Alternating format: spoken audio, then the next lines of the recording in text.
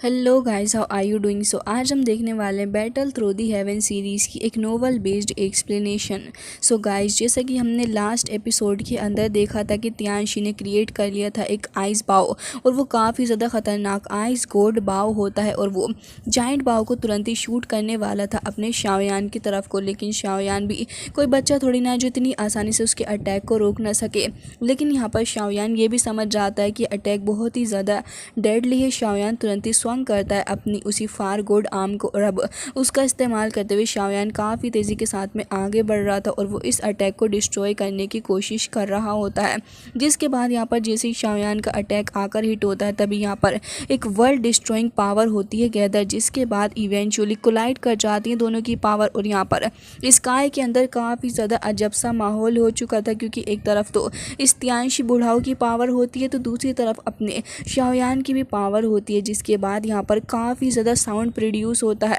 इस साउंड को देखने के बाद तो यहाँ पर लोगों के कानों में पेन होने लग गया था। इसी से आप अंदाज़ा लगा सकते हो कि कितना ख़तरनाक साउंड इस मोमेंट पे प्रोड्यूस हुआ होगा। जिसके बाद काफ़ी ज़्यादा टेरिफाइंग 5 कलर फायर एनर्जी भी यहाँ पर प्रोड्यूस होती है, जो कि आइसी ब्लू कोल्ड एयर के साथ में जाके मिक्सड हो गई थी। और यहाँ पर एक बार फिर से अनकंट्रोलेबल मैनर के अंदर ये जो एनर्जी होती है आपस में टकराने लग गई थी। दोनों की पावर क्रेजी तरीके से एक दूसरे से टकरा रही होती हैं। लेकिन तभी यहाँ पर तियांशी की जो बॉडी थी अभी वो ट्रेम्बल करने लगी होती है प्रेशर की वजह से, और यहाँ पर कोल्ड एयर भी काफ़ी ज़्यादा आ रही थी, जो कि तियांशी यहाँ पर प्रोड्यूस कर रहा होता है। लेकिन अब यहाँ पर शाओयान की पावर भी पूरे तरीके से दम लगा के उसकी तरफ को आ रही होती है, जिसकी वजह से अब तियांशी के जो आर्म होते हैं वो धीरे धीरे करके काफ़ी ज़्यादा पेन करने लग गए थे। इवन वो ऐसा फील कर रहा होता है कि शायद उसके आर्म यानी कि उसके हाथ कुछ ही वक्त के अंदर टूटने वाले हैं। वो समझ जाता है कि शाओयान की जो पावर है वो बहुत ही ज़्यादा ख़तरनाक है, और वो कुछ कदम पीछे भी हट जाता है। लेकिन तभी यहाँ पर डिस्ट्रक्टिव पावर होना तो स्टार्ट हुई थी, क्योंकि यहाँ पर फायर गोड हैंड जो था वो इंस्टेंटली पेनिट्रेट करने लग जाता है आइस गोड एरो मिरर के अंदर, जिससे कि यहाँ पर तुरंत ही एक बार फिर से एक्सप्लोजन देखने के लिए मिलता है। हालांकि यहाँ पर काफ़ी ज़्यादा खतरनाक माहौल हो चुका था, और इसी बीच तियांशी को भी काफ़ी ज़्यादा गुस्सा आ रहा होता है, क्योंकि इस टेरिफाइंग प्रेशर की वजह से तियांशी की काफ़ी ज़्यादा बेइज्जती भी हो रही होती है। हालांकि वो अपनी तरफ से भी पूरा दम लगा रहा था, और अभी भी वो सैवेजली ये कह रहा होता है कि तुम मेरा कुछ भी नहीं कर सकते। इवन वो यहाँ पर रॉर भी करता है। अब यहाँ पर वो इतना ज़्यादा गुस्सा हो चुका था कि यहाँ पर बिंग शुआन एंड बिंग हुआ दोनों को ही कह रहा होता है कि अपनी अपनी दाव की मुझे ट्रांसफ़र कर दो। ये सुनने के बाद तो यहाँ पर बिंग शुआन एंड बिंग हुआ दोनों ही काफ़ी ज़्यादा स्टंड हो जाते हैं। लेकिन अब भाई साहब बड़े भैया का ऑर्डर है तो पूरा तो करना ही पड़ेगा। इमीडिएटली वो अपनी सारी की सारी दावकी को गैदर करते हैं। हालांकि उन्हें बुरा तो काफ़ी लग रहा था, लेकिन फिर भी यहाँ पर तियांशी की तरफ को सारी एनर्जी अब वो अपनी ट्रांसफ़र करने लगे थे। जिसके बाद हमें देखने के लिए मिलता है कि यहाँ पर तुरंत ये लोग इमीडिएटली अपनी पावर का इस्तेमाल करते हुए अब काफ़ी ज़्यादा खुश हो रहे होते हैं, क्योंकि अब तो शाओयान का खेला ख़त्म होने वाला है, ऐसा इन्हें लग रहा था। बट असल में ऐसा होना थोड़ी ना वाला था। जिसके साथ ही हमें देखने के लिए मिलता है कि तियांशी को अब एक बड़ा सपोर्ट अपनी साइड से मिल रहा था, और अब वास्ट दाव की पावर उसके पास में हो रही थी, जिसके चलते उसकी आर्म पे काफ़ी ज़्यादा प्रेशर हो रहा होता है। और अब वो ये भी समझ जाता है कि अब उसे इमीडिएटली अटैक करना होगा। वो एक्सट्रीम फ्रीज नाम की अपनी काफ़ी ज़्यादा पावरफुल टेक्निक को समन करते हुए शाओयान के ऊपर अपनी दावकी को गैदर करते हुए अटैक कर रहा होता है, जिससे कि आसपास का ऑरा काफ़ी ज़्यादा खतरनाक तरीके से सराउंडिंग की जो मिस्ट थी वो और भी ज़्यादा इंटेंस हो जाती है, और अब गैदर होते हुए आगे बढ़ रही होती है। इवन ये इतनी ज़्यादा खतरनाक थी कि आसपास में जो चीज़ें होती हैं उनकी वजह से क्रैकिंग साउंड भी अपीयर होने लग गया था। कि जो उसके आसपास में कुछ आइस की थिन लेयर आ रही है वो उसकी पावर के आसपास गैदर हो रही है, जिसकी वजह से उसकी फायर जो है वो धीरे धीरे करके थोड़ी डिमर नज़र आ रही थी। इसकी इंटेंसिटी काफ़ी ज़्यादा होती है, और तियांशी की जो पावर और उसकी रेसिस्टेंस होती है वो और भी ज़्यादा एक्सीड करके आगे को जा रही थी। शाओयान के अब जो एक्सप्रेशन होते हैं वो थोड़े बदलने लग गए थे, और शाओयान अपने सामने देख रहा होता है कि मेरे पास में मेरी 3 mysterious sky fire changes expire हो जाती तो शायद से मुझे काफ़ी ज़्यादा प्रॉब्लम इसके अंदर आने वाली थी। लेकिन शाओयान की बॉडी की कंडीशन अभी थोड़ी वीक हो रही होती है, लेकिन तियांशी जो था वो अभी भी काफ़ी ज़्यादा इजीली शाओयान को मार सकता था, और वही उसका एक प्लस पॉइंट होता है। इसलिए शाओयान तुरंत ही इमीडिएटली एक सील को फॉर्म कर लेता है, जिसके बाद शाओयान तुरंत ही इस सील का इस्तेमाल करते हुए अपनी एक 5 स्टार फायर स्पिरिट को रिलीज़ करता है, जिससे कि यहाँ पर काउंटरशिप आ जाती है, और एक जाइंट फायर गोड आर्म चला जाता है तियांशी चचा की तरफ को। जिसके बाद यहाँ पर तियांशी तियांशी चाचा जो होते हैं वो भी अपनी पावर का इस्तेमाल कर रहे थे, लेकिन यहाँ पर एक काफ़ी ज़्यादा पावरफुल फायर पिलर गैदर होती है और उसके बाद यहाँ पर शाओयान के फेस पे जाके वो तुरंत ही हिट करती है। शाओयान की हालत भी अभी थोड़ी ख़राब हो चुकी थी, लेकिन शाओयान तुरंत ही अपनी जायंट फायर विस्ट का इस्तेमाल करता है और हमें देखने के लिए मिलता है कि यहाँ पर तुरंत ही उसको स्मैश करता है और इसके बाद काफ़ी सारे पीसीस के अंदर भी कन्वर्ट हो गई थी। लेकिन यहाँ पर ये जो कोल्ड मिस्ट मिरर होती है वो फॉर्म कर लेती है एक आइस गोल्ड बाव को और हमें देखने के लिए मिलता है कि तियांशी जैसे इसको कोऑर्डिनेट करता है, इसके बाद ही और भी ज़्यादा स्ट्रॉन्ग हो गई थी और जैसे ही पंच लैंड करता है तभी यहाँ पर स्पेस के अंदर यहाँ पर फायर फिस्ट आने लग गए थे और यहाँ पे तुरंत ही जाके आपस में कोलाइड करते हैं। लेकिन इसके बाद हमें देखने के लिए मिलता है कि एक 5 फुट ब्लैक होल यहाँ पर आ गया था और वो स्लोली फॉर्म हो रहा होता है। ये प्योर डार्कनेस से बना हुआ था और यहाँ पर काफ़ी ज़्यादा नम भी इसके साथ में फीलिंग आ रही थी। सारे लोग इसे देख के अगेन हैरान हो जाते हैं और हमें देखने के लिए मिलता है कि यहाँ पर एक काफ़ी ज़्यादा पावरफुल पावर भी यहाँ पर रिलीज़ होती है। यहाँ पर एक फायर आर्म जो था वो यहाँ पर ग्रेजुअली फ्रोज़न हो जाता है और इवेंचुअली वो डिस्ट्रॉयड भी हो गया था। तियांशी हंस रहा होता है क्योंकि अब वो काफ़ी ज़्यादा पावरफुल खुद को फील कर पा रहा था और ये कह रहा होता है अपने सेविज एक्सप्रेशन के साथ में कि अब बेटा तुम्हारा बचना काफ़ी ज़्यादा मुश्किल है। अब वो शाओयान को कोई ऐसा वैसा उठा गिरा बंदा ही समझ रहा था, लेकिन उसके लाफ्टर को देखने के बाद शाओयान जो था वो तुरंत ही लाइटनिंग की तरह आगे बढ़ता और हमें देखने के लिए मिलता है कि काफ़ी तेज़ी के साथ में वो तियांशी के सामने चला गया था। तभी यहाँ पर तियांशी चाचा ये कह रहे होते हैं कि भाई साहब तुम तो हमारे सामने ही आ गए, मतलब कि तुम अपनी लाइफ को रिस्क में डालने का कुछ ज़्यादा ही शौक है। तभी वो अपनी दाव की पावर को सर्च करने लग जाता है उसकी बॉडी के अंदर और तियांशी के जो हैंड थे वो काफ़ी ज़्यादा टाइटली यहाँ पर स्टफ़ करने लग जाते हैं।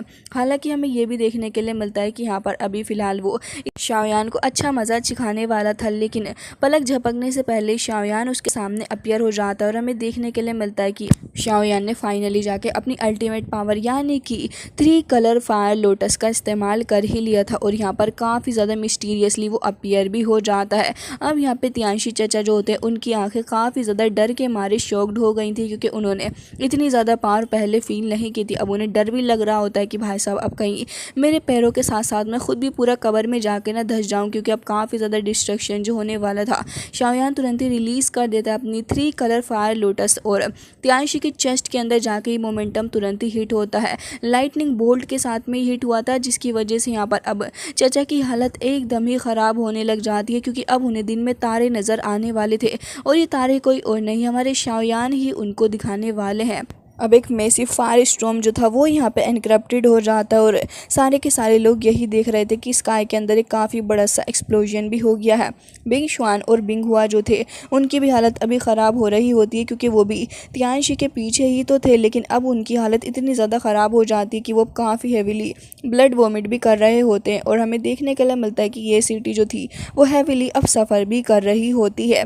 हालांकि हम ये भी देखते हैं कि प्रोटेक्टर वो भी चाचा दूर से खड़े हुए सब कुछ ही देख रहे होते हैं और फायर स्टॉर्म की वजह से वो समझ जाते हैं शाओयान की स्ट्रेंथ के बारे में। शाओयान अभी फ़िलहाल इसको डिस्प्ले नहीं कर रहा था, लेकिन अब प्रोटेक्टर चाचा को यहाँ पर डर लगने लगा था और उनकी हालत भी काफ़ी ज़्यादा ख़राब हो रही होती है।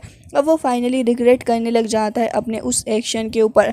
असल में वो ये सोच रहा होता है कि जिस दिन उसने याओ चैन को पकड़ा था मेनली यहाँ पर उसने शाओयान को किल नहीं किया था, लेकिन अगर वो उस दिन शाओयान को मार देता तो शायद से आज उसे डरना ना पड़ता। अभी प्रोटेक्टर चाचा जो होते हैं वो अभी रिग्रेट में ही थे और बैकग्राउंड में छन से जो टूटे कोई सपना सॉन्ग उनका चल रहा होता है।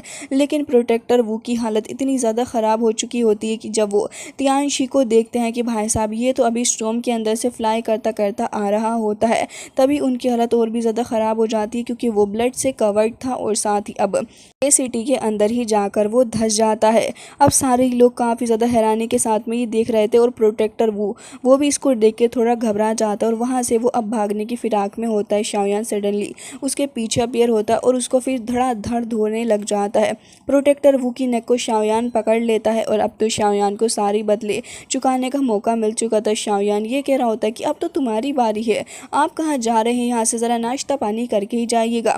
शाओयान की कंडीशन अभी इतनी सही नहीं होती, लेकिन फिर भी यहाँ पर शाओयान को पता था कि ये मौका अच्छा है तो फिर उसे कैसे जाने दे सकता था। प्रोटेक्टर जो था वो अब थोड़ा और डर रहा होता है। शाओयान उसको कहता है कि पिछली बार तो तुमने यहाँ पर काफ़ी ज़्यादा गलत किया था और सिचुएशन ऐसे एंड नहीं हुई थी, तो क्या तुमने ऐसा इमेजिन किया था कि आगे आने वाले वक्त में ऐसा होगा? प्रोटेक्टर वो अभी भी थ्रेटन्ड होता है शाओयान से और वो यही सोच रहा होता है कि उसे जल्द से जल्द यहाँ से जाना होगा और शाओयान से कह रहा होता है कि अगर तुम मुझे नहीं छोड़ोगे तो याद रखना हमारा होल ऑफ सोल बिल्कुल भी तुम्हें नहीं छोड़ने वाला। शाओयान के सुनने के बाद हंस रहा होता है और यहाँ पर सडनली फॉलन हार्ट फ्लेम जो थी वो यहाँ पर जकड़ लेती है प्रोटेक्टर वू को और यहाँ पर उसके अराउंड भी आ गई थी, जिसकी वजह से प्रोटेक्टर वू की जो सोल बॉडी होती है वो स्क्रीम करने लग जाती है और काफ़ी ज़्यादा पेन और टॉर्चर उसको झेलना पड़ रहा होता है। शाओयान उसे देखने के बाद ये कह रहा होता है कि पेनफुल लग रहा है ना, ये तो वही सफरिंग है जो कि तुमने होल ऑफ सोल के अंदर मेरे मास्टर को दी, लेकिन मेरे मास्टर को तुमने इससे भी 1000 टाइम ग्रेटर सफरिंग दी थी और अब मैं उसी का हिसाब तुमसे करने वाला हूँ। शाओयान इसको ख़त्म करके यहाँ से जाने के बारे में ही सोच रहा था, लेकिन तभी स्पेक्टिकल्स के अंदर से कुछ क्रैक पड़ने लग जाते हैं। ये सिटी के अंदर थोड़ा साउंड आ रहा था और हमें यहाँ पर किंग हे की एंट्री देखने के लिए मिलती है जो कि दाओजुन लेवल पर है और वो अपने ग्रुप ऑफ 9 दाओजुन के साथ में आया हुआ था। हमें देखने के लिए मिलता है कि सारे के सारे काफ़ी ज़्यादा पावरफुल होते हैं और वो यहाँ पर काफ़ी ज़्यादा पर्पलिश रेड मिस्ट के साथ में अपीयर हुए थे। ये सिटी के लोग उन्हें देख के काफ़ी ज़्यादा ओप्रेस्ड फील कर रहे होते हैं और यहाँ पर किंग हे जैसे ही अराइव होता है तभी यहाँ पर उसको सिग्नल मिल गया था। असल में ये सिग्नल जो होता है वो प्रोटेक्टर वू ने ही उसको किया था और साथ ही शाओयान की जो बॉडी थी वो भी थोड़ी स्टिफन एंड ग्लूमी हो जाती है उसे देखने के बाद। और यहाँ पर शाओयान भी एक्सपेक्ट नहीं कर रहा था कि होल ऑफ सोल के अंदर से इतनी जल्दी कोई आ जाएगा। त्यान हो के एक्सप्रेशन भी अभी थोड़े चेंज हो जाते हैं क्योंकि वो सेंस कर पा रहे थे कि किन्हे जो है उनका ऑरा बहुत ही ज़्यादा पावरफुल है एंड क्योंकि वो अपने 2 स्टार दाओजुन लेवल पे हैं, जिसकी वजह से वो भी यहाँ पर खड़े हुए होते हैं। और शाओयान के मुकाबले में त्यान हो के एक्सप्रेशन थोड़े डिप्रेस्ड ही थे, लेकिन तभी त्यान शुआन जी जो थे वो तो यहाँ पर काफ़ी ज़्यादा खुश हो रहे थे, वो स्माइल करने लग जाते। असल में ये सारा का सारा कारनामा उन्हीं का करा हुआ होता है। तभी वो सैल्यूट करने लग जाते हैं किन्हे को और वो कह रहे होते हैं कि असल में ये आप हैं, हमने ये एक्सपेक्ट नहीं किया था कि आपके जैसा पर्सन भी इस चीज़ पे अलार्म्ड हो जाएगा और तुरंत ही यहाँ पर अपीयर होगा। प्रोटेक्टर वो जो था यहाँ पर अब चिल्ला रहा होता है और कह रहा था कि प्लीज़ मुझे बचाइए, एल्डर प्लीज़ मेरी हेल्प करें क्योंकि इस बंदे शाओयान को पकड़ना बहुत ही ज़्यादा ज़रूरी है। ऑल्सो होल ऑफ सोल के चीफ ने मुझे पर्सनली ऑर्डर दिया है इसको पकड़ने के लिए, तो आप समझ सकते हैं कि इसको पकड़ना हमारे लिए कितना ज़्यादा इंपॉर्टेंट हो सकता है। शाओयान की जो आइज़ थी वो थोड़ी कोल्ड में टर्न हो जाती है और शाओयान तुरंत ही अपनी फैलन हार्ट फ्लेम का इस्तेमाल करते हुए प्रोटेक्टर वू को और भी ज़्यादा रैप्ड करने लग जाता है जिससे कि उसकी बॉडी में पेन हो। लेकिन अब फिलहाल क्या ही फ़ायदा, शाओयान उसे तुरंत ही अपनी बोतल के अंदर स्टोर करके अपनी स्टोरेज रिंग के अंदर रख लेता है। लेकिन किन्हे यहाँ पर कह रहे होते हैं कि अच्छा तो तुम ही शाओयान हो, हमारे फेलो को यहाँ से जाने दो वरना तो फिर होल ऑफ सोल के लोग तुम्हें बहुत ही अच्छा मज़ा चखाएंगे। शाओयान को इसकी बकवास से क्या ही फ़र्क पड़ रहा था, लेकिन तभी यहाँ पर काफ़ी ज़्यादा फोर्स के साथ में फ्लक्चुएशन होने लग जाती है उसके अराउंड और क्विकली, और शाओयान एक बोन प्रिजन के अंदर कैद हो गया था जिससे कि शाओयान अब थोड़ा पैनिक भी करने लग जाता है। तभी यहाँ पर त्यान हो जो थे वो भी शाओयान की हेल्प करने के लिए आगे आना चाह रहे होते हैं, लेकिन तभी उनके एक्शन को त्यान शुआनजी द्वारा रोक दिया जाता है। ये आदमी भी बड़ा ही तेज़ है। जिसके बाद यहाँ पर किन्हे स्लोली वॉक करते हुए आ रहे होते हैं ईयर के अंदर और फिर शाओयान के सामने आकर वो तुरंत ही रुक जाते हैं।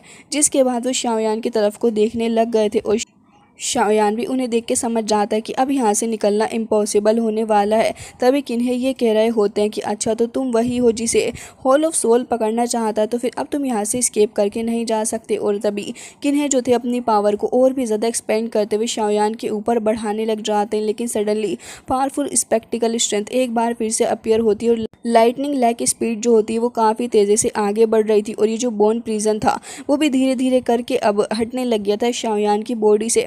जिसके बाद अगेन सारे लोग देख रहे थे कि आखिर ही कैसे हो गया, लेकिन तभी यहाँ पर एक काफ़ी ज़्यादा न्यू और ग्रेसफुल मॉडल अपीयर होता है। सारे लोगों की नज़रें उसके ऊपर थी। तभी यहाँ पर वाइट क्लॉथ के अंदर एक एक्सट्रीमली ब्यूटीफुल लेडी आती है। ये लेडी कोई और नहीं बल्कि यहाँ पर लिटिल फेरी डॉक्टर ही थी जो कि शाओयान के सामने आके खड़ी हो गई थी। शाओयान और बाकी सारे लोग थोड़े स्टंड होते हैं उसको देखने के बाद क्योंकि उसका लुक थोड़ा चेंज नज़र आ रहा था। तभी लिटिल फेरी डॉक्टर ये कहने लग जाती है कि इसको जाने दो, अगर तुम मरना नहीं चाहते हो तो।